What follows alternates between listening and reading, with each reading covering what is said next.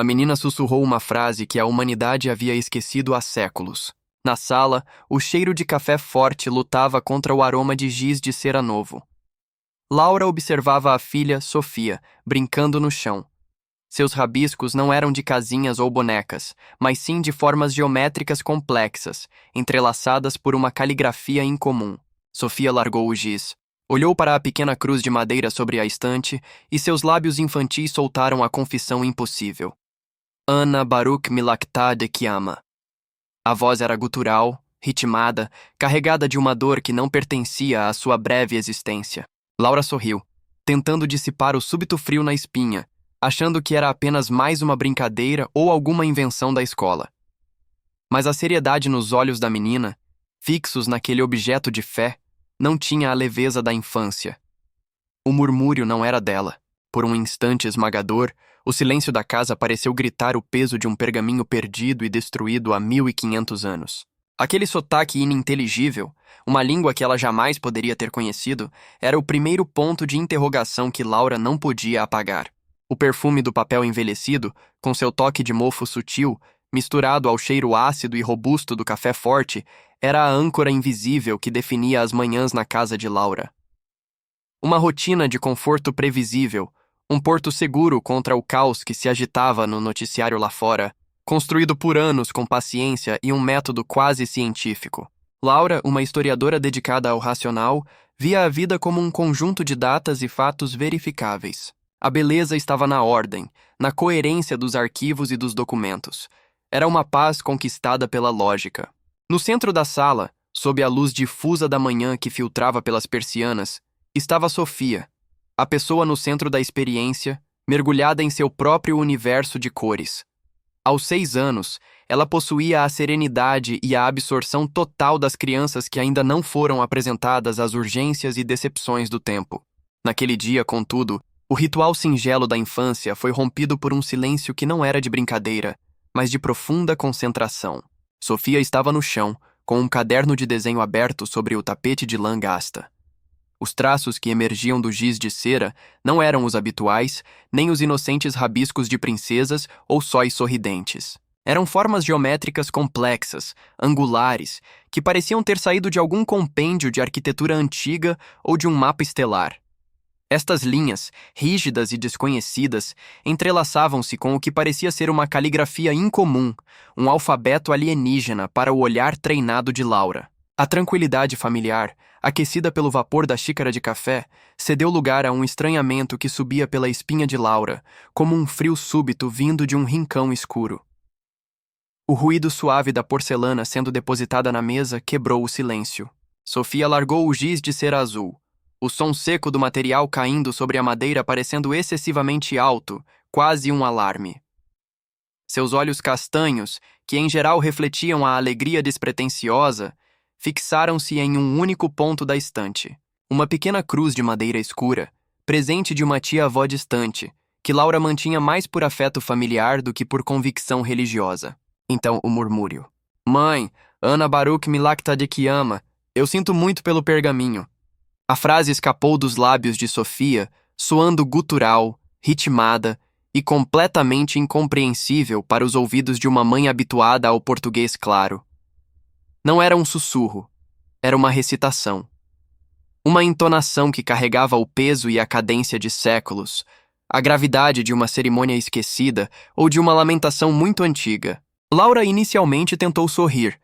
Atribuiu a fala a alguma nova brincadeira aprendida na escola, a uma invenção lúdica da mente criativa da filha. A racionalidade era o seu escudo, e ela o erguia automaticamente. O mundo de Sofia era fantasia, o seu era fato. No entanto, a seriedade nos olhos da menina que não piscava enquanto olhava para a cruz de madeira trazia consigo uma dor antiga, algo que Laura não podia explicar. Não havia a leveza do faz de conta naquilo. Havia uma tristeza profunda, quase uma sensação de perda. Laura se aproximou, ajoelhando-se no tapete. Ela tocou o ombro da filha, buscando o calor familiar, a maciez do tecido que a reconectaria à realidade. Que língua é essa, meu amor? É uma canção nova que a professora ensinou? Sofia piscou, e a intensidade de seu olhar se quebrou, voltando à inocência de uma criança. Mas a resposta, embora doce, reafirmou a distância que acabara de se estabelecer entre elas. Não é canção, mamãe. É só o que está escrito. Eu não queria que tivessem queimado. A palavra queimado era um arrepio. Queimado o quê? A mente adulta busca sempre o caminho mais curto para o alívio, e o caminho mais curto era a desatenção. Ela beijou a testa da menina, forçando a voz a soar mais alegre do que se sentia. Vamos comer, meu raio de sol, seu café está esfriando. Sofia obedeceu, mas antes de se levantar, seus pequenos dedos traçaram novamente as formas complexas no caderno, como se estivessem reescrevendo o que a história havia apagado. O incômodo, no entanto, era um pequeno ponto de interrogação que Laura não podia apagar de sua própria memória. A frase em aramaico, língua que a menina jamais poderia ter ouvido, ficou ecoando no silêncio entre o som da louça e o noticiário matinal. Era um detalhe inquietante que convidava a continuar a buscar. Naquela noite, Laura não conseguia dormir. Em vez de ler seus volumes de história sobre a Idade Média, ela se levantou e, com a curiosidade fria de uma investigadora, procurou a frase no telefone. O motor de busca demorou alguns segundos que pareceram eternos. O resultado veio, em uma página obscura de filologia. Um pequeno grupo de linguistas discutia a evolução das línguas semíticas. A frase não era exata, mas o vocabulário e a estrutura eram inegavelmente aramaicos. A tradução aproximada, fria e acadêmica desestabilizou o mundo organizado de Laura. Eu senti pena da sua ressurreição-levantamento. Não era uma tradução perfeita. O verbo, em sua conjugação arcaica, era ambíguo, mas a menção a algo que havia sido perdido, associada à palavra pergaminho, dita pela filha, era uma coincidência que feriu a racionalidade de Laura. A noite se tornou longa e escura. A mãe, que vive a transformação, sentiu o primeiro tremor sob a fundação de sua crença em um mundo unicamente físico e lógico. O medo ainda era um sussurro, mas já não era mais uma fantasia. Era um dado. A fragilidade de sua convicção a incomodava mais do que a frase em si. Como historiadora, ela valorizava a precisão das fontes, a solidez do tempo. Mas a voz da filha, aquela cadência gutural de milênios, era uma fonte que não cabia em nenhum índice, em nenhuma biblioteca. Era a sua filha, Sofia, a única fonte, e isso era um peso insuportável. Ela se levantou novamente, caminhando descalça até a janela. O ar da cidade noturna entrava frio, carregando o ruído distante de um carro. O contraste entre a frieza da noite e o calor do quarto não conseguia abafar a sensação de estranhamento. O que fazia uma criança, nascida em um tempo digital, acessar o idioma dos textos perdidos, das crônicas silenciadas? A lembrança do olhar de Sofia, fixo na cruz de madeira, era um símbolo recorrente que a perseguia. Não era um olhar de crente, nem de quem busca. Era um olhar de quem conhece. Um olhar carregado de melancolia. A cor escura da madeira da cruz parecia absorver a pouca luz do ambiente, como um pequeno portal para a noite dos tempos. Ela foi até a sala e pegou o caderno. Passou os dedos pelas linhas desenhadas, sentindo a textura do giz de cera.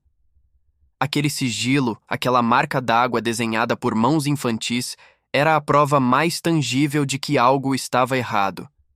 Havia uma intenção, uma precisão que desmentia a idade da desenhista. Laura pensou em sua própria fé ou na ausência dela. Ela era uma mulher de fatos, e a fé, para ela, era o oposto da razão. Mas ali, naquele silêncio opressor, a fronteira entre o visível e o sentido desvanecia-se. Ela não estava confrontando um milagre, mas uma evidência que não podia explicar pelos seus próprios métodos. O medo agora misturava-se com uma curiosidade quase profissional. E se aquilo fosse real? A historiadora em Laura sentia um impulso investigativo, enquanto a mãe sentia o terror de ver a infância da filha ser invadida por um passado que não era seu. Ela voltou para a cama com o caderno. Deitou-se, observando as formas geométricas na escuridão. O silêncio do apartamento era interrompido apenas pela respiração suave de Sofia no quarto ao lado. O sol estava prestes a surgir, e a promessa de um novo dia trazia consigo a urgência de uma primeira prova. Ela precisava falar com Marcelo, a força que se opõe à crença cega, para ajudá-la a confrontar a presença que resiste. O mundo comum havia sido permanentemente alterado por uma frase murmurada e um desenho impossível, Laura passou as semanas seguintes mergulhada em uma tentativa exaustiva de autopreservação racional. A frase em aramaico, o desenho com o sigilo misterioso, tudo precisava ser enquadrado nas margens estreitas da lógica. Ela folheava os livros de psicologia infantil, procurando termos como criptomnésia, síndrome de estresse pós-traumático latente, qualquer rótulo científico que pudesse esterilizar a estranheza e devolvê-la ao reino do explicável. A pessoa no centro da experiência estava lutando contra a única coisa que sempre valorizara, a realidade verificável. Marcelo, seu marido, o pai de Sofia, observava a tensão crescer de forma contida. Jornalista investigativo, ele era a força que se opõe por natureza, um cético de vocação. Para ele, o trabalho de Laura era rastrear a história e não inventá-la. Inicialmente, ele minimizou. É o estresse do trabalho, Laura. Ela ouviu algo em algum lugar e a mente dela misturou tudo. Mas até mesmo o tom pragmático de Marcelo começou a falhar diante da persistência do inexplicável. O mistério, afinal, não se contentou em ser um fragmento linguístico isolado. Ele começou a produzir provas concretas, como uma ferida que se recusa a fechar. O momento de maior intensidade emocional veio em uma noite de febre alta. O corpo de Sofia ardia, e o calor parecia queimar não apenas sua temperatura, mas a pouca sanidade que restava em Laura. No delírio, a menina começou a descrever, com detalhes minuciosos e uma clareza perturbadora, o processo de produção de um pigmento de tinta. Ela não falava sobre tintas guache. Ela descrevia os minerais esmagados, a aglutinação com clara de ovo e a secagem em rochas frias. Mencionava um cheiro de incenso, o toque de umidade persistente no ar de um scriptorium. Ela descreveu a sensação da cinza, o peso exato de um pergaminho grosso e raro, usado apenas por monges ascetas em um mosteiro esquecido no Oriente Médio do século VI. Era uma torrente de informações que desafiava a própria estrutura da mente de uma criança de 6 anos. Onde havia adquirido aquele vocabulário técnico? Aquele conhecimento histórico e geográfico detalhado? Laura segurava a mãozinha quente de Sofia, sentindo-se esmagada. Era como se a história que ela estudava em livros tivesse voltado e decidisse habitar sua própria sala de estar. O primeiro refúgio foi o caminho da autoridade médica. Laura e Marcelo procuraram o Dr. Carlos, um pediatra de confiança da família. Ele era a presença que resiste, o olhar do público cético, o porta-voz do mundo racional. Após exames de rotina, que não revelaram nada além de uma febre viral comum, o diagnóstico veio, trazendo o alívio. Imaginação superdesenvolvida, talvez um estresse subliminar, explicou o Dr. Carlos com a serenidade que só a ciência pode oferecer. A febre potencializa a fantasia. Ela deve ter visto um documentário, lido algo. Não se preocupem com isso. É uma criança muito inteligente. A descida de tensão foi imediata e profunda. Laura sentiu o ar voltar aos pulmões, a paz do diagnóstico. Aquele momento de alívio momentâneo era precioso, uma respiração orgânica no drama. Ela pensou: é isso. Podemos voltar para casa e esquecer tudo. A verdade está no laboratório, não nos sussurros da madrugada. Mas essa paz, como a neblina matinal que se dissipa rapidamente no sol, durou pouco.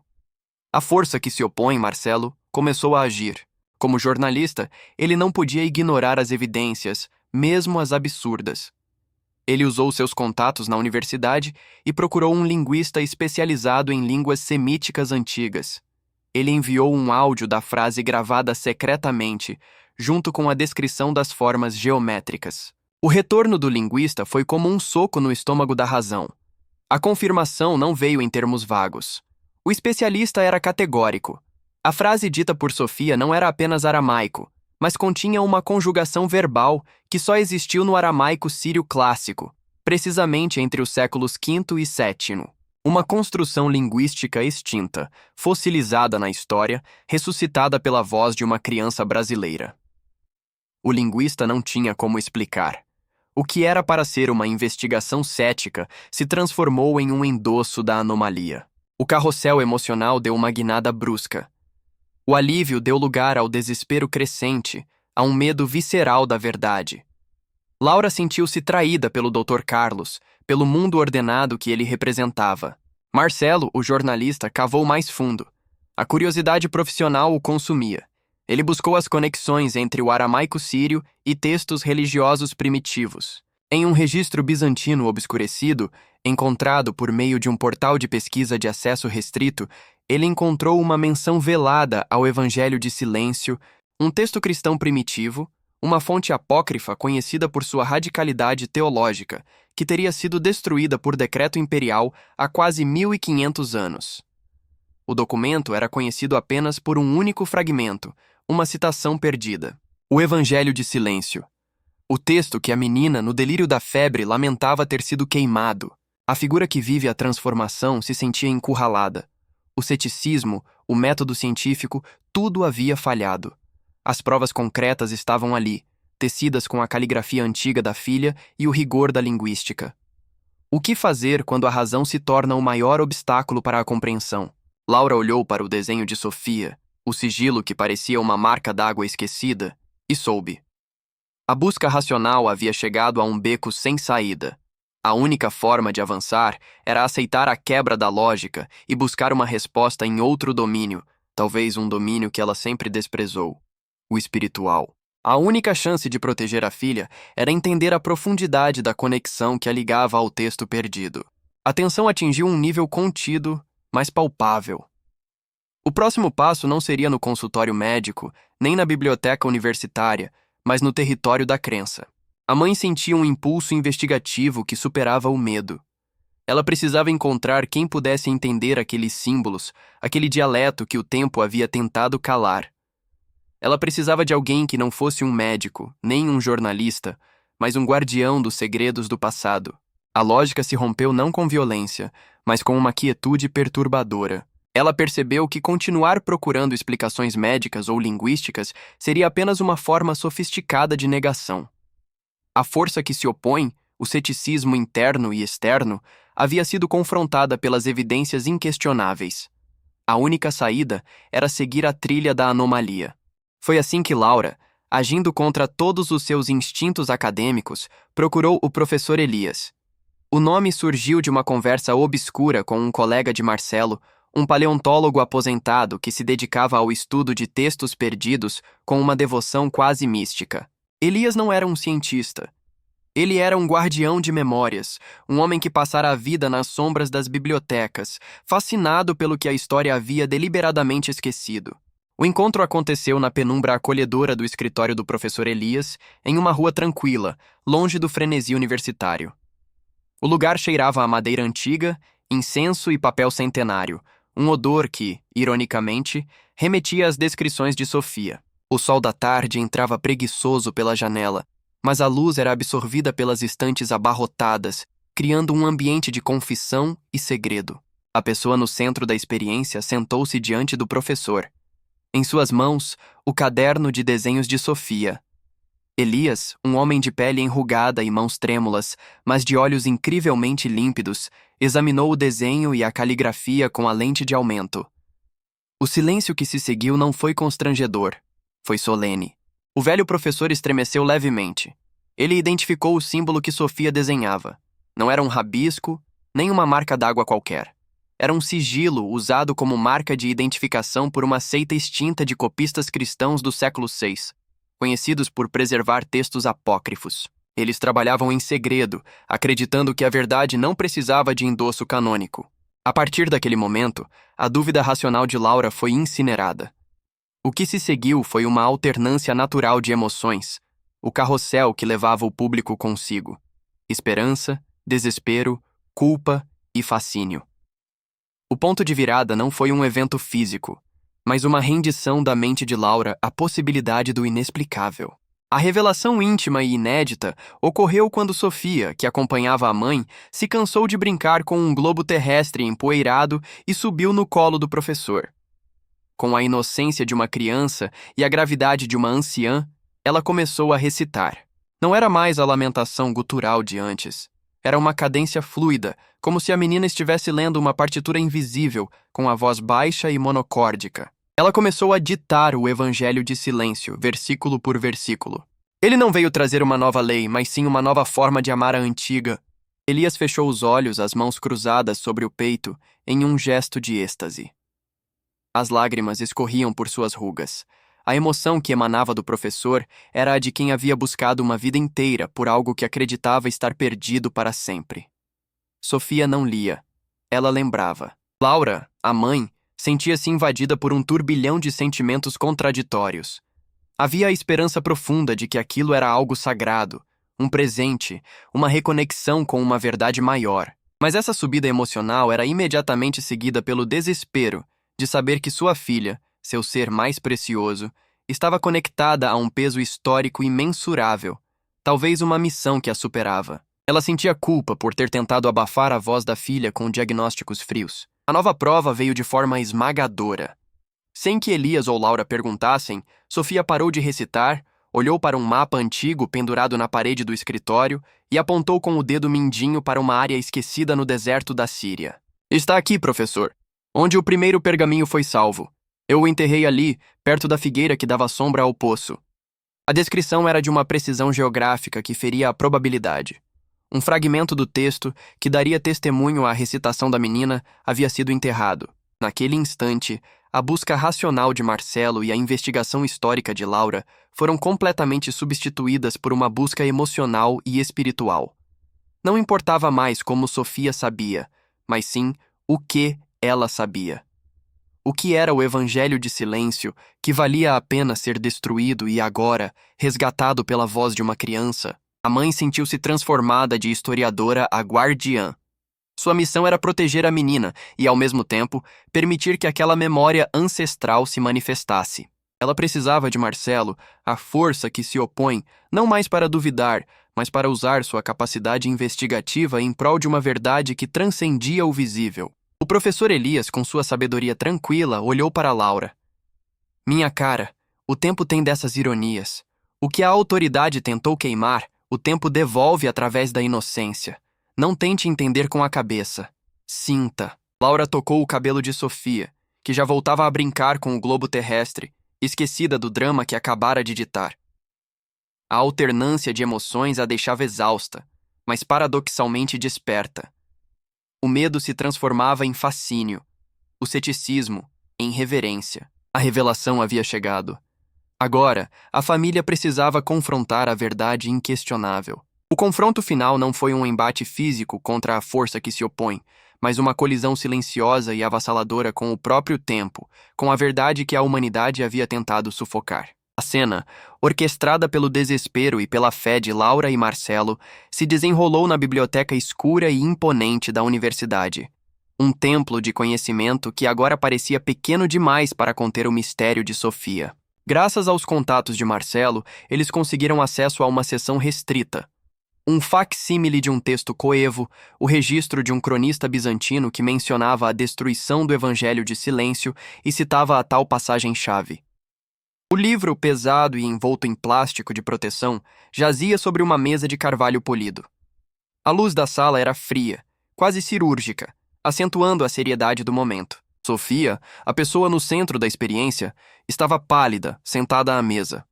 O peso do pergaminho, das décadas e da verdade parecia recair sobre seus ombros diminutos. Laura, ao seu lado, segurava a mão da filha com uma força que transcendia o afeto maternal. Era a força de quem se agarra à última âncora antes da tempestade. O professor Elias estava presente, em silêncio reverente, como uma testemunha da história. Marcelo, o olhar cético, estava recuado, mas sua respiração era audível na quietude do ambiente. O momento era sensorial e simbólico. Fora do prédio, uma chuva fina e constante espelhava as lágrimas contidas de Laura. O ruído suave da água batendo contra o vidro funcionava como um tambor cadenciado, amplificando a tensão interna. O silêncio opressor na sala parecia durar uma eternidade, denso, como se o ar tivesse sido sugado. Sofia fechou os olhos. Não havia esforço em seu rosto, mas sim uma resignação profunda. Quando sua voz surgiu, já não era mais a da criança, nem o murmúrio gutural. Era uma voz carregada de uma autoridade que não lhe pertencia, uma voz que parecia ecoar de dentro do tempo. Ela começou a ditar a parte final do texto, aquela que, segundo os registros históricos, havia justificado a sua destruição por decreto imperial. O ar na sala tornou-se frio. A tensão atingiu o pico, não pelo medo de um evento sobrenatural, mas pelo peso da verdade inquestionável que era revelada. Sofia ditou a interpretação da divindade contida no Evangelho perdido, uma mensagem que pregava a ausência de julgamento e a total aceitação de todas as fés e todos os caminhos. Era um amor radical, que desmantelava a hierarquia e a conveniência política da época. O reino não virá para os que julgam o vizinho, mas para os que acolhem a sombra e a luz, pois a essência é única. Não há lei nova, apenas a compreensão plena de que tudo o que existe é manifestação da mesma fonte. Aquele que ama não precisa de regras. A mensagem era uma bomba de luz lançada sobre a teologia construída por séculos. A razão da destruição do texto se revelava, não por heresia, mas por inconveniência política. Era uma mensagem de amor incondicional, perdida por aqueles que preferiam o poder à mansidão. O confronto interno entre a fé ingênua do professor Elias e a razão teimosa de Laura encontrou sua liberação emocional. O jornalista, a força que se opõe, abriu a boca, mas não conseguiu proferir uma palavra de ceticismo. A evidência histórica estava ali, viva, na voz de sua filha. Laura não conseguia mais conter as lágrimas.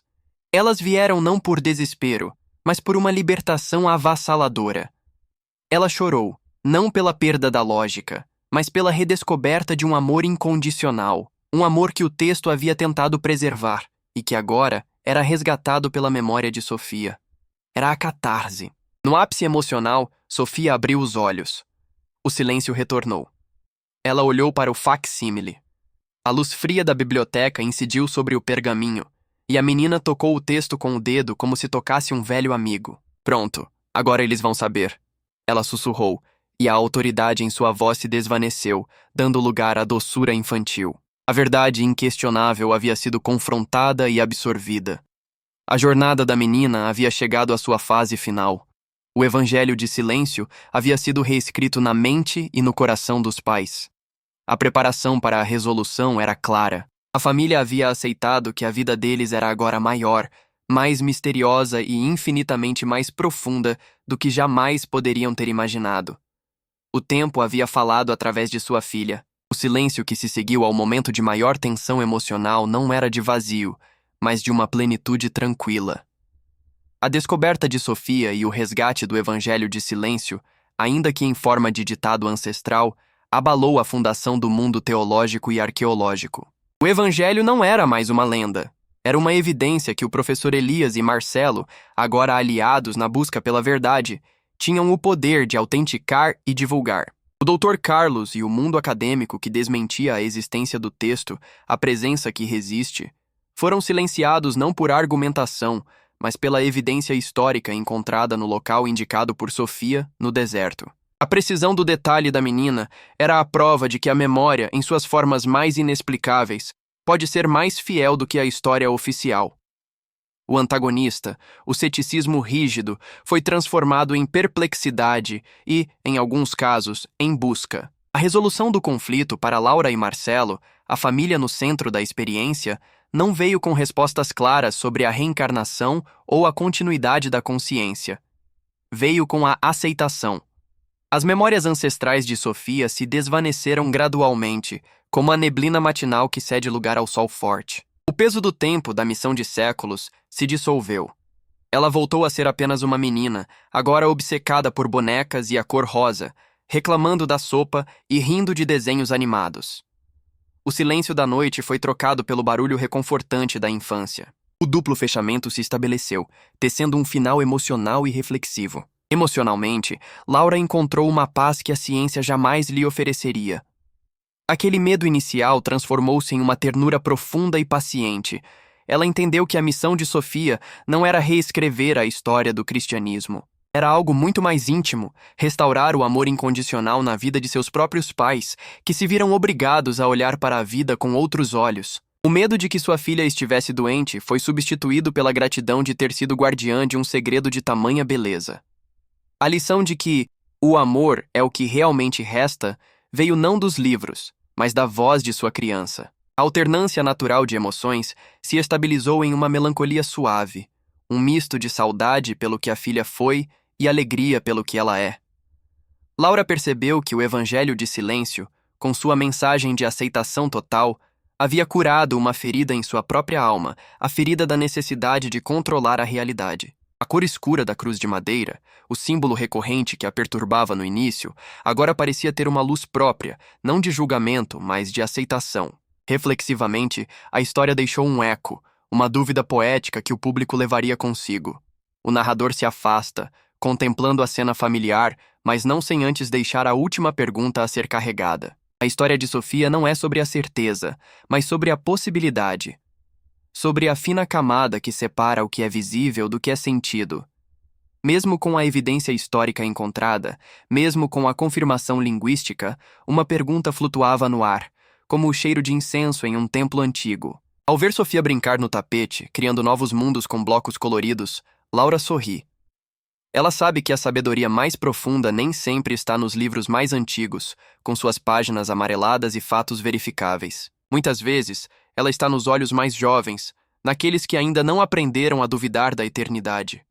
O amor, aquela mensagem essencial perdida, encontrou um caminho de volta para o mundo, carregado na pureza de um sopro infantil.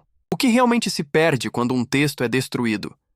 A tinta no pergaminho, a semente da verdade que ele carrega, ou a nossa capacidade de escutar vozes que vêm de um tempo que não podemos mensurar. E assim, a vida continua, marcada por um mistério que a ciência não pode tocar e a fé mal pode nomear. A memória de Sofia tornou-se um símbolo recorrente na família, um sussurro de que a vida é muito maior do que a soma de seus dias.